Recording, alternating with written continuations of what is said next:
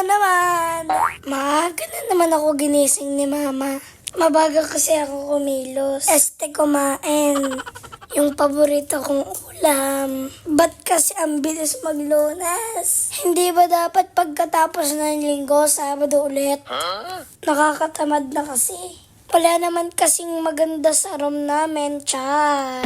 Kahit paus ako, walang kawala kay Mama. Ako pa rin ang magbo-voice over. Bakit naman ganyan? Sa araw-araw na ginawa ni Mama, hindi niya nakakalimutan ang binalot namin 3. Abay, magugutong ang mga borders niya. Pupukot-pukot pa nga dyan si Taba. Antok pa Maaga naman ako natutulog. Baka dahil malamig ang panahon ngayon, kaya masarap mag-in sa higaan. Yes! Adobo ang ulam namin. Kaso, konti lagi ang kanin ko. Diet daw Aray ko. Napapansin ko kasi, pag sobrang dami na ang nilalakad ko, sumasakit ang sakong ko. Sigurado kasi ang bigat ko. Ang hirap naman ng mag-diet. Si Kuya papasok na, napatay pa. Ayun, pandala sa CR. Hinihintay na ng service niya. Piling hindi pa late. Aba, pa-cute pa. Sino kaya ang tatay nito? Huwag mo nang tingnan, nandiyan na sila. May gaan na pang asarin si Mama.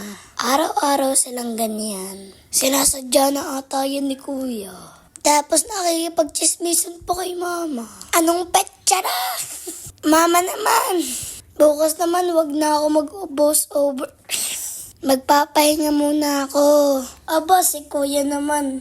May favorite isip niya. Aba, dumaldal pa silang dalawa. Magnanay na to. Sari-sari. Kung hindi pa tinawag, di pa aalis. Kwento ko sa inyo. Pag wala nang kasama si Mama, aba, gumagala yan sa kamami niya.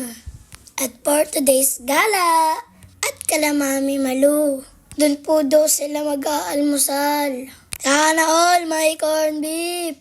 Hindi mawawala yung paborito ni Mamang okra. Wag na po kayo magtaka kung bakit malalaki sila.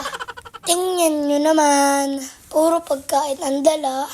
Pag nagsama-sama sila, kaya si Mama di matunawan. Kain pa mo, aray mo.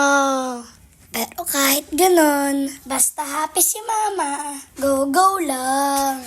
Ito pa maganda, may take-out pa. Napusog ka na, may bit-bit ka pa. O, nakaabot ka ba dito? Sige nga. Anong oras mo ito napanood? Bye!